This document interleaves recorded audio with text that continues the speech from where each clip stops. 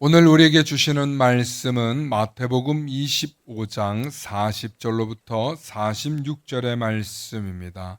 마태복음 25장 40절로부터 46절의 말씀, 우리 한 목소리 교독하십니다.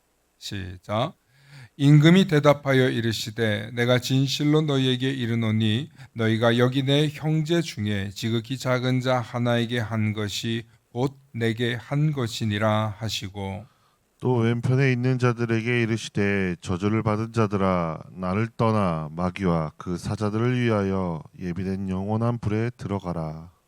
내가 줄일 때에 너희가 먹을 것을 주지 아니하였고 목마를 때에 마시게 하지 아니하였고 나그네 되었을 때에 영접하지 아니하였고 헐벗었을 때에 옷 입히지 아니하였고 병들었을 때에 옥에 갇혔을 때에 돌아보지 아니하였느니라 하시니, 그들이 대답하여 이르되 주여 우리가 어느 때에 주께서 줄이신 것이나 목마르신 것이나 나그네 되신 것이나 벌벗으신 것이나 병드신 것이나 옥에 갇히신 것을 보고 공양하지 아니하였나이까.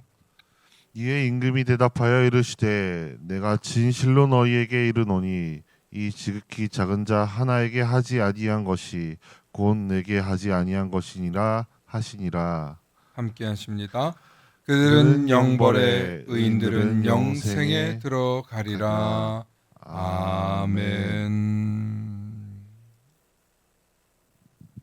오늘은 날마다 예수님과 동행하는 최고의 방법이라는 제목으로 말씀의 은혜 나눌 때 하나님의 크신 은혜가 있기를 소망합니다.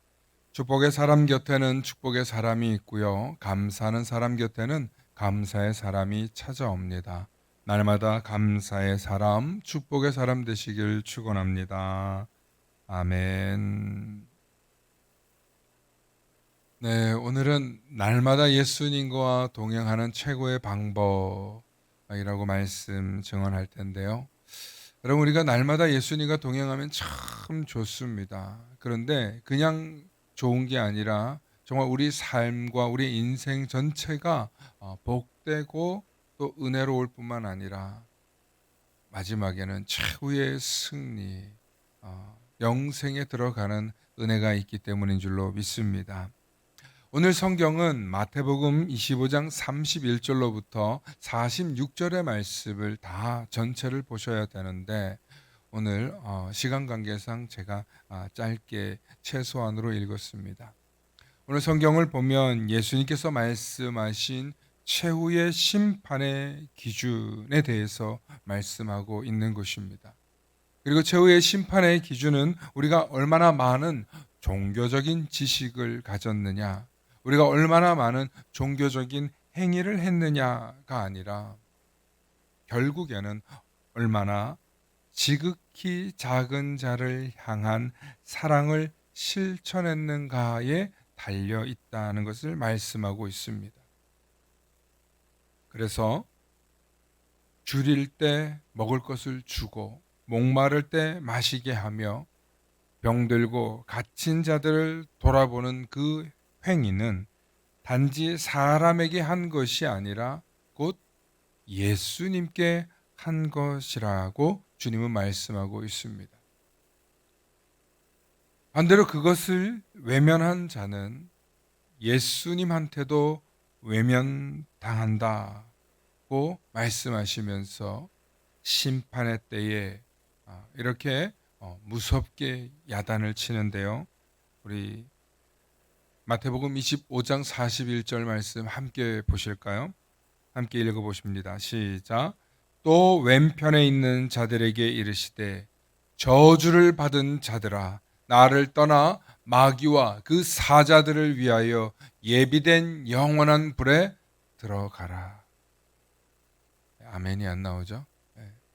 굉장히 무섭고 섬뜩한 말씀입니다.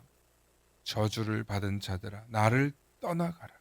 마귀와 그 사자들을 위하여 예비된 영원한 불에 들어가라는 것입니다. 돌이킬 수 없는 무섭고 끔찍한 이야기입니다. 그들이 왜 이런 일을 당하냐면 내가 줄일 때에 너희가 먹을 것을 주지 아니하였고 목마를 때에 마시게 하지 아니하였다. 나그네 되었을 때에 영접하지 아니하였고 헐벗었을 때에 옷 입히지 아니하였고 병들었을 때와 옥에 갇혔을 때 돌아보지 아니하였느니라. 따라서 참된 그리스도인은 말이 아니라 행동이고 신앙은 예배당 안에서만이 아니라 그 말씀을 듣고 훈련을 받았으면 세상에 나아가서 반드시 지극히 작은 이웃 한 사람이라도 사랑하는 이웃 사랑을 증명하라는 것입니다. 이것이 우리가 어디에 있든지 누구와 있든지 예수님과 동행하는 최고의 비결이고 방법인 줄로 믿으시길 축원합니다. 사랑하는 성도 여러분, 그래서 제가 오늘 여러분들께 질문 한번 해봅니다. 여러분들은 지극히 작은 자 한 사람이 있습니까?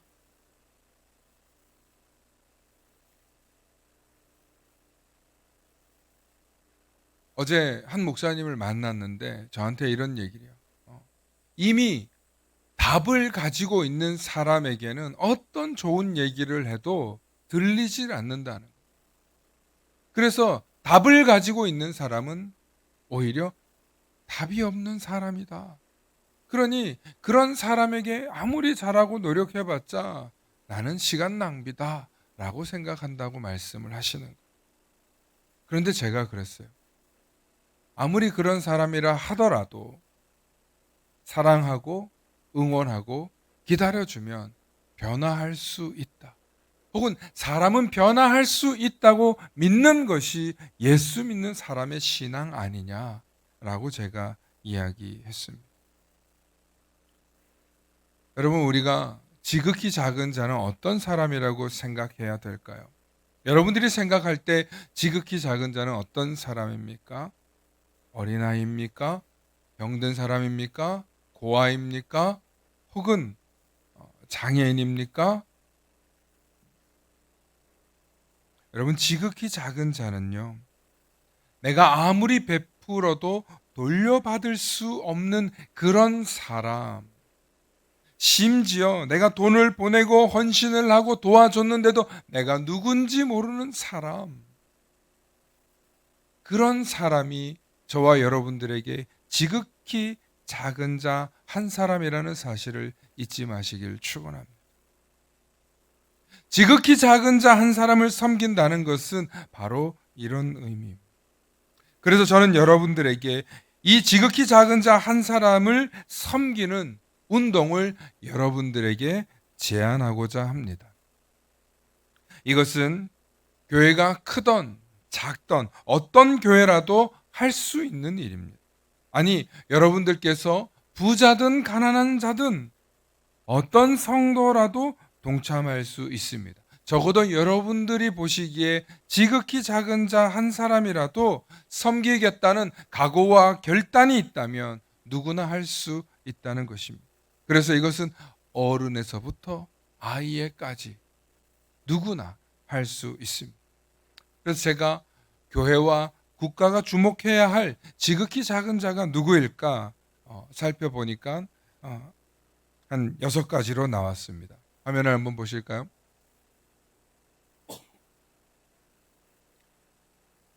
여러분, 생존에 필요한 사람들이 있습니다. 건강에 어려움이 있는 사람들이 있습니다. 그리고 정의와 질서의 문제로 돌봐야 되는 사람들이 있습니다. 낯섦 속에 있는 사람들이 있습니다. 고립 가운데 있는 사람들이 있습니다. 그리고 신앙을 잃어버린 사람들이 있습니다. 이들을 섬기고 돌보는 일은 너무나 훌륭한 일인데 이들을 섬기고 돌본다고 해서 그들의 모든 문제가 해결되지는 않습니다. 왜냐하면 가난하고 어려운 사람들은 우리 주변에 계속 존재하고 있기 때문입니다. 그 중에 어려움을 이겨내고 극복하고 성장하는 분들도 있지만 대부분은 병든 상태로, 어려움을 당한 상태로, 회복하지 못하고 있는 상태로 살고 계시는 분들도 너무나 많다는 것입니다. 하지만 그들이 한 사람으로 자립하고 성장하는 데에는 반드시 물질적인 돌봄과 지원은 있어야 합니다. 그럼에도 불구하고 그 물질적인 지원과 돌봄만으로 그들에게는 여전히 부족한 것이 있는데 예수님은 그것이 무엇이냐고 우리에게 말씀하셨습니다. 예수님께서는 광야에서 마귀에게 시험 당하실 때 이렇게 말씀하셨습니다. 마태복음 4장 4절에 기록되었으되 사람이 떡으로만 살 것이 아니요 하나님의 입으로부터 나오는 모든 말씀으로 살 것이라. 아멘. 여러분, 우리는 압니다. 먹고 사는 문제가 해결된다 할지라도 우리 삶의 진리의 문제가 해결되지 않고는, 우리 삶의 영혼의 문제가 해결되지 않고는 근본적인 삶의 문제가 해결될 수 없다는 것을 너무나 잘 압니다.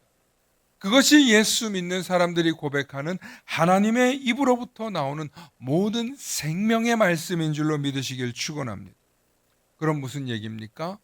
가난하고 소외되고 어렵고 생존과 회복이 필요한 그 많은 사람들에게 반드시 무엇이 들어가야 될까요? 하나님의 입으로부터 나오는 말씀, 복음이 들어가야 될 줄로 믿습니다.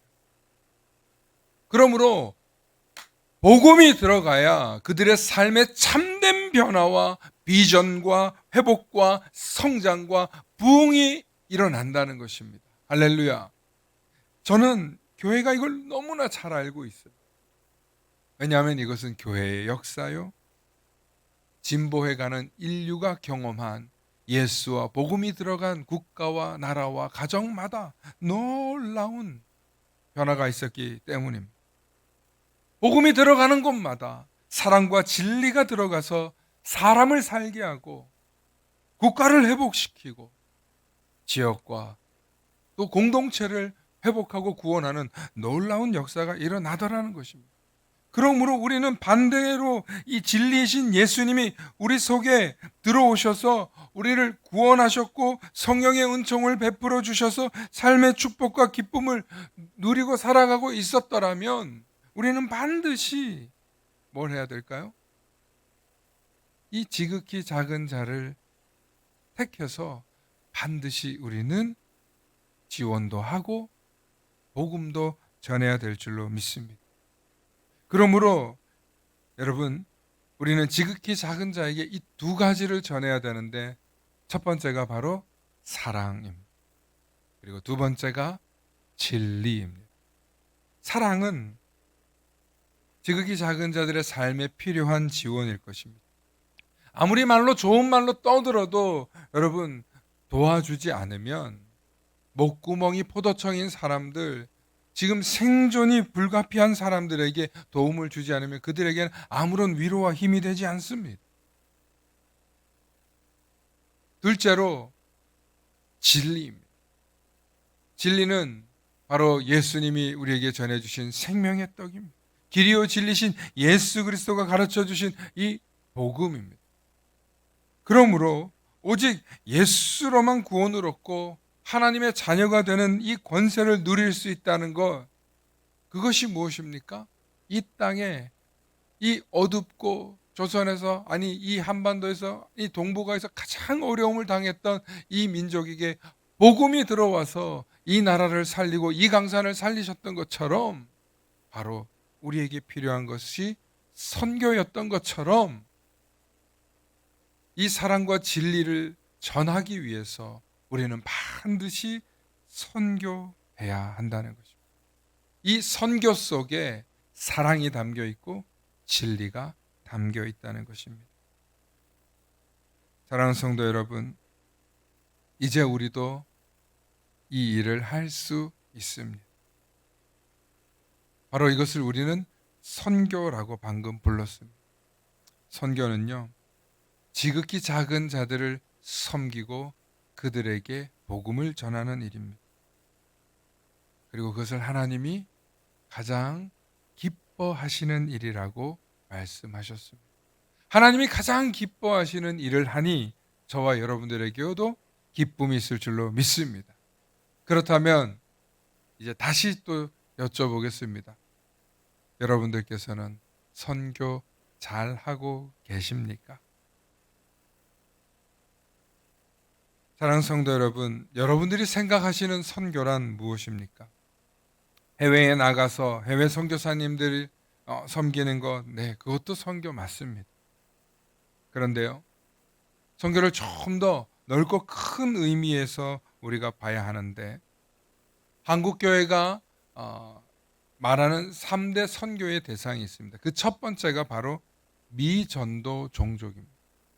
여러분, 미전도 종족이라는 말에는요, 많은 의미가 있습니다. 이웃도 들어있죠. 아직 복음을 알지 못하는 우리의 자녀들도, 다음 세대도 들어있습니다.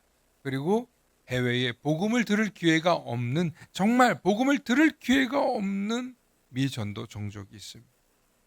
과거에는 이 미전도 종족이 그냥 무조건 해외 사람들이라고만 생각했습니다. 그게 아니에요.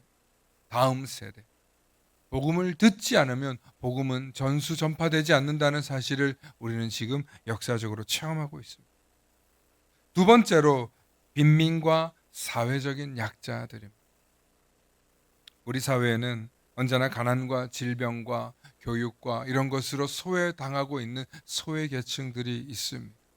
다문화 가정이 있고요, 탈북민이 있고요, 농어촌 노년층, 청년 고립자들 지금 얼마나 많은지 모릅니다. 여기에도 다 언급하지 못했지만 어려움 당하고 있는 사람들 정말 많습니다. 마지막으로 미자립 교회입니다. 여러분, 이 미자립 교회는 전 세계적으로 골고루 퍼져 있습니다. 해외 선교지에서 선교하여서 개척된 교회들, 또 이 한국 땅에서 개척된 교회들, 그리고 시골 교회에서 이제 점점 노인들만 남아서 고령층으로 이제 다 하나님 나라 갈 분들만 남아있는 시골 교회도 미자립 교회들입니다. 그래서 한국 교회가 말하는 3대 선교 대상의 교회들이 이렇게 또 표현되어 있습니다. 그러므로 사랑하는 성도 여러분, 우리가 신앙생활하면서 놓치고 있는 것이 있습니다. 그것은 바로 나보다 더 어렵고 힘겨운 삶을 살고 있는 사람들이 이 세상에는 너무나 많다는 것입니다. 제가 지난주 주일 오후 설교 시간에 여러분들은 무엇을 위해 투자하고 계십니까? 무엇에다가 투자하고 계십니까? 라는 말씀을 전하면서 여러분들 이런 사람들이 있다고 제가 말씀드렸습니다. 예를 들면 술주정뱅이 아버지를 둔 자녀, 마약 중독에 빠진 어머니, 가정폭력을 당하는 아버지, 바람핀 부모, 의붓 아버지에게 성폭력을 당한 소녀, 왕따를 당한 학생, 부모가 없는 초등학생, 여러 가지 어려움을 당하고 있는 오늘날 이 시대에도 소외되고 있는 아이들, 자녀 세대들이 있습니다. 그러면 자녀만 그렇습니까? 부모 어른의 입장에서는 자녀를 먼저 잃어서 어찌할 바 몰라 하는 부모가 있습니다. 이혼 위기에 있는 부부, 직장을 잃은 남편, 사업이 갑자기 망한 사장, 부부 관계가 어려운 부부들, 매맞는 남편, 매맞는 아내, 고부 갈등으로 괴로워하는 가정. 여러분, 이런 분들도요, 사는 게 아닐 것입니다. 청년의 입장에서 외로운 청년, 직장을 구하지 못하는 청년, 이별의 슬픔에 빠진 청년, 빛에 허덕이는 청년, 사기꾼들에게 당해서 인생이 어려움에 빠진 청년, 도박에 중독된 청년, 얼마나 많은 청년들이 또 어려움을 겪고 있습니다. 그러면 노인들은 괜찮습니까? 쓸쓸하고 고독한 노인들, 너무나 외롭고 너무나 쓸쓸해서 차라리 인생을 빨리 정리했으면 좋겠다 라고 생각하는 노인, 그 외에 소외된 입장들이 얼마나 많습니까? 아이 홀로 키우는 한부모 가정, 이주 여성, 기러기 아빠,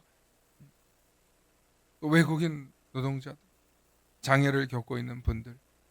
여러분, 우리 주변에 어려움 당하고 있는 사람들을 찾으려면 예수를 믿든 믿지 않던 어려움 속에 있는 분들이 너무나 많습니다.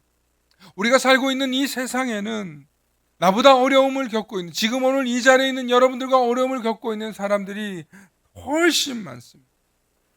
두 번째로 누군가의 도움을 받아도 변화될 수 없는 사람들이 너무나 많습니다. 왜냐하면 그들에게는 아직 복음이 들어가지 않았기 때문입니다. 그래서 사랑하는 성도 여러분, 우리가 앞으로 해야 할 일은 무엇일까요? 우리 만나교회는 지난 10년 동안 교회를 짓고 건축하고 여기까지 오느라 참 무던히 애쓰고 노력하고 수고했습니다. 그러면 이제 앞으로 우리 교회는 무엇을 하면서 나아가야 할까? 그것은 바로 우리도 이제는 선교하는 공동체가 되어야 한다는 것입니다. 물론 우리 선교했죠. 물론 우리 해외 선교와 어려운 부분들 선교했습니다. 그런데 하나님께서 10년째 되는 올해 정말 제 마음속에 그동안 정말 불편하고 어려웠던 그곳을 하나님 깨닫게 하셨는데, 이 말씀을 받고 나서 제가 얼마나 마음이 편해지고 앞으로 이 길로 가야 하는구나 라는 응답을 받았는데, 그것이 바로 우리 만나교회가 가야 할 길은, 먹고 사는 문제 해결해 줬으니까 이제 너희는 내가 필요로 하는 곳에, 내가 바라보는 곳에, 하나님의 시선이 머무는 그곳에 복음을 전하고 사랑을 전하는 선교하라는 것입니다. 그래서 우리 만나교회가 2025년 표어가 선교 공동체로 부흥하는 교회예요. 저 얘기에 대해서 목사님이 언제 하실까? 물론 간혹 종종 했지만, 여러분 이제 본격적으로 제가 여러분들과 함께 기쁨으로 나누고 싶은 이야기입니다. 사랑하는 성도 여러분, 교회에 오셔서 사랑받고 위로받고 용기와 도전을 얻기를 받으시는 거 원하는 줄로 압니다. 받으셔야죠. 위로도 받고 용기도 받고 힘과 충전도 되셔야죠.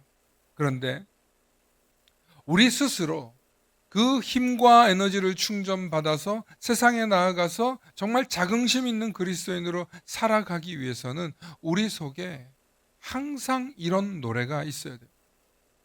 우리 속에 항상 이런 믿음의 고백, 신앙의 고백이 있어야 되는데, 그것이 뭐냐면, 내가 사랑받기를 원한다면, 내가 사랑 안에 있기를 원한다면, 내가 정말 사랑하기 원한다면,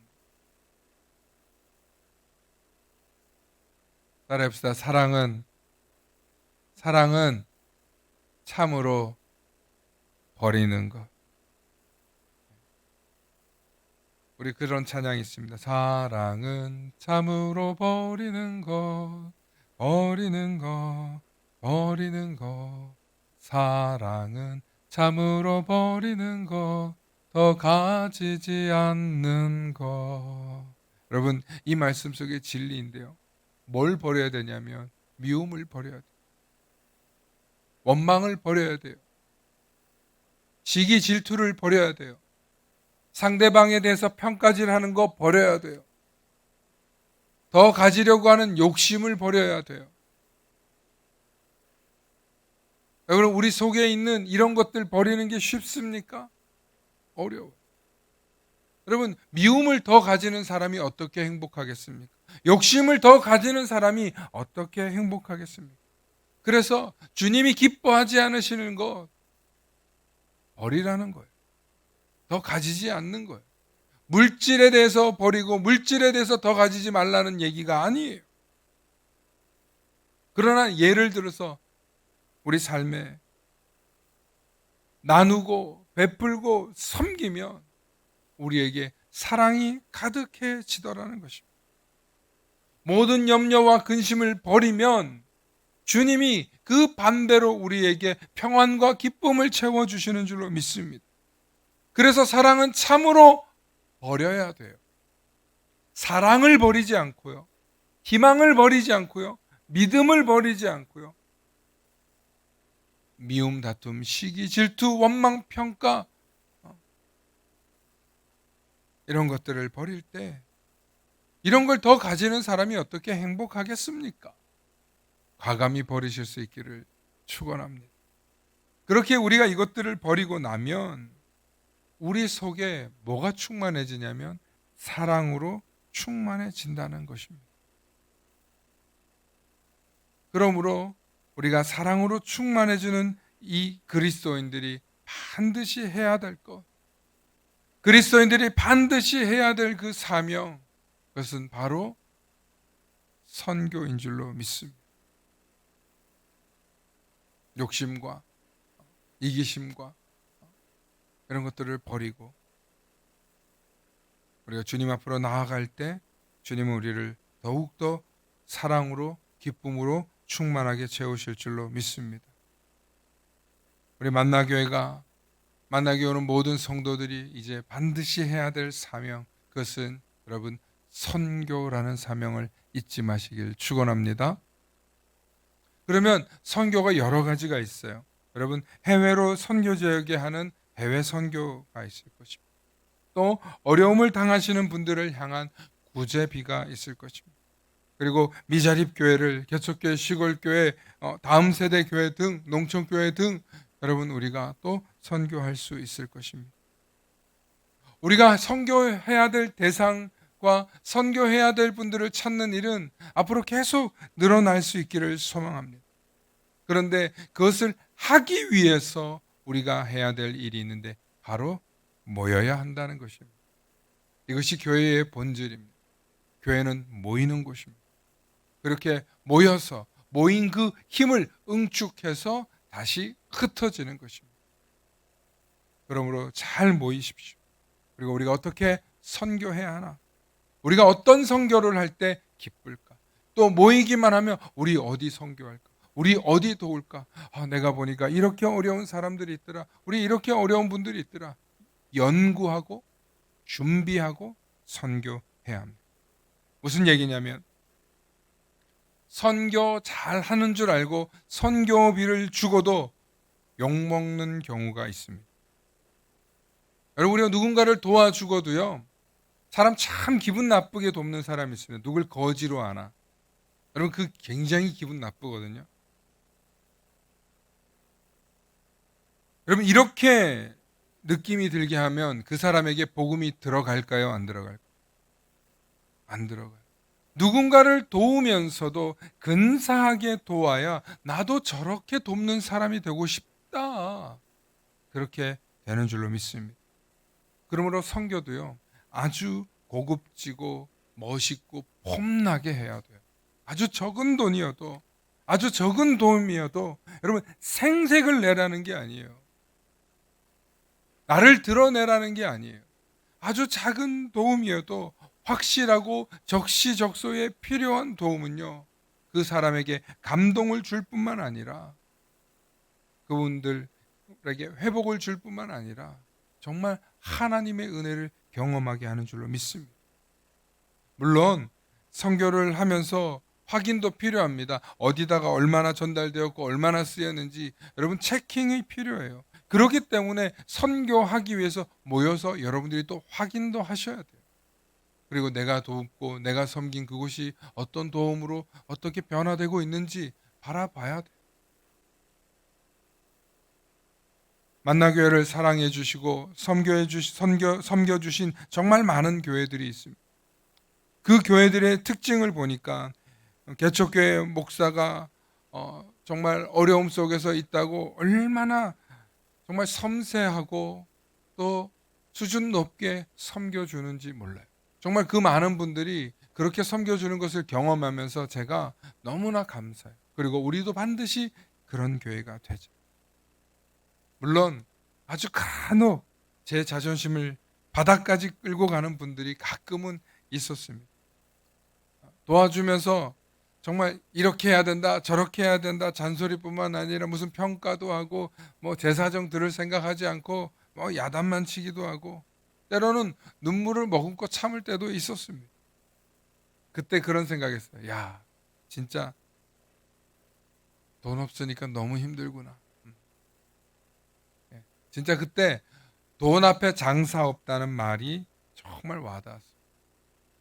자존심이고 뭐가 없고 그냥 그래도 도와주십시오 하는 그런 마음이 뭔지 알게 되더라고요. 하지만 그때 제가 마음 먹었습니다. 우리 교회는 반드시 선교한다면 나누고 섬길 때, 진짜 돕고 섬길 때 기분 상하게 해드리지 말자. 정말 오른손이 한 일 왼손이 모르는 느낌으로 하자. 여러분, 이게 얼마나 어려운 일인지를 아세요? 그래서 우리의 사명은 이 어려운 선교를 아름답게 하자. 그런 가치로 발전할 수 있기를 축원합니다. 물론 나도 어렵고 나도 힘든데 나누자고 하면 여러분 힘드시죠. 그런데 여러분, 한 예로 들겠습니다. 어떤 분이 한 100억을 가지고 있습니다. 100억을 가지고 있는 사람은요, 200억도 금방 됩니다. 돈이 돈을 버는 자본주의를 살고 있기 때문에. 그런데 그 100억을 가진 사람은요, 10억을 헌금하고 돕는 일이 쉬운 일이 아닙니다. 왜냐하면 돈이 돈을 번다는 걸 알기 때문에 그렇습니다. 돈은 많이 가지면 많이 가질수록 나누고 섬기는 일이 굉장히 어렵습니다. 그래서 하나님께서 부자가 하나님 나라 들어가는 게 낙타가 바늘길을 뚫고 들어가는 만큼 어렵다고 한 거예요. 왜냐하면 부자는요, 돈이 많은 사람은요, 돈의 값어치를 압니다. 부유하면 부유할수록 그것의 힘의 영향력을 너무나 잘 알기 때문에. 그런데 여러분, 그렇게 돈의 값어치를 알기 때문에 돈에 종속되어서 살아가게 되면 그 사람은 나누지 못합니다. 섬기지 못합니다.